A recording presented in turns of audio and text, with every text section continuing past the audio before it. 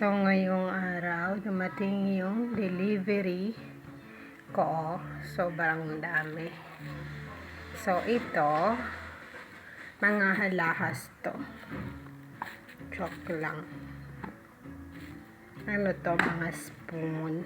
Mga kahartihan sa kusina. Ayan. Gold. Para naman masyal-social. Ayan. Mura lang siya. Naka-sale to. So, sabi ko, kuha ako ng dalawa. So, ayan. Ayan.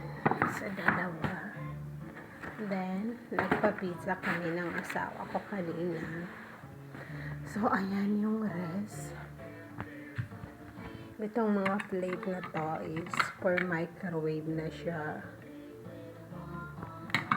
May ganito yung friend ko dati. Kaya lang, maituka niya. Yan. Kung hindi siya, for microwave, hindi ko kukunin to. Then, this one also, naka-sale siya. Itong, stainless na gas burner. Hindi naman namin kailangan kaya hindi ko bubuksan. At saka, umorder rin ako ng mga damit for my husband na gagamitin niya sa bagong office niya.